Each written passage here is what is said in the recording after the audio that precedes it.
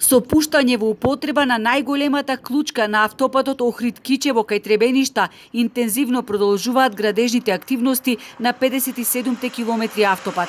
Станува збор за четвртата делница во рамки на договорот со Бехтелиенка, инвестиција вредна десетици милиони евра, која ќе представува стратешка сообраќајна точка и почеток на идниот автопат кон Ќафасан. Од денес е пуштена во употреба и клучката кај Требеништа, што значи реализирање на уште еден дел од автопатот Охрид-Кичево. Исто така се работи на сите споредни патишта кои што првично не беа предвидени во проектот, а сега ќе овозможи приклучување на жителите од сите околни места кои ќе можат да го користат автопатот. И покрај бројните предизвици, ова е уште една потврда дека ние сакаме да го градиме тој автопат, доколку дозволи УНЕСКО, иначе не би ја граделе клучката, вели вице-премиерот и министер за транспорт и врски Николовски.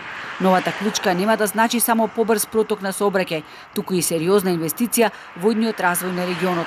Планирано е таа да отвори можност за изграда на обиколница околу Охрид со потенцијална траса од Требеништа преку Косел до Битола, вклучително и пробивање тунел низ планински предел. Имено оваа клучка би отворила потенцијално во иднина спој кој што би одел од Требеништа преку Косел до Битола. Тоа би било целосно за обиколување на Охрид обиколница, треба да се пробие еден тунел токму во оваа планина која што е десно од нас и оставаме позади нас инфраструктура која што идните генерации треба да ја развиваат, како што кажав, за една идна можност и иден автопат кој што би одел токму од Требеништа кон Битола.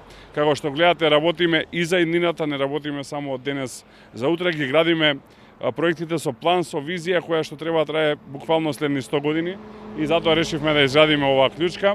Со денешното пуштање во функција, сообраќајот од Ботун кон Охрид ќе се одвија во две насоки. Работите се одвиваат со засилено темпо, воведено и ноќно работење за да се испочитуваат роковите. Надминат е и најголемиот предизвик – стабилноста на земјиштето, со израда на галерии што представуваат редок инженерски зафат, потенцира Николовски. Има вкупно 14 галерии кои што ќе ги изградиме, што е убедливо најмногу буквално од овде до Швајцарија. Има по една-две галерии на одредени автопати во регионот, но ваква една серија од 14 галерии не е видена и тоа е она што ќе го даде клучното решение за финализирањето на најтешкиот дел од автопатот, кој што е од излезот на тунелите кај Пресека до над Кичево.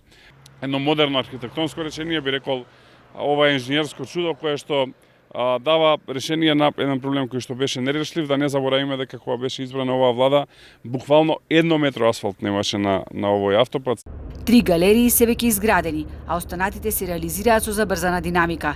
Од автопатот долг 57 километри, веќе 40 се функционални. Преостанатите 17 километри ќе бидат завршени во предвидениот рок, со што конечно ќе се комплетира еден од најзначајните автопати во државава.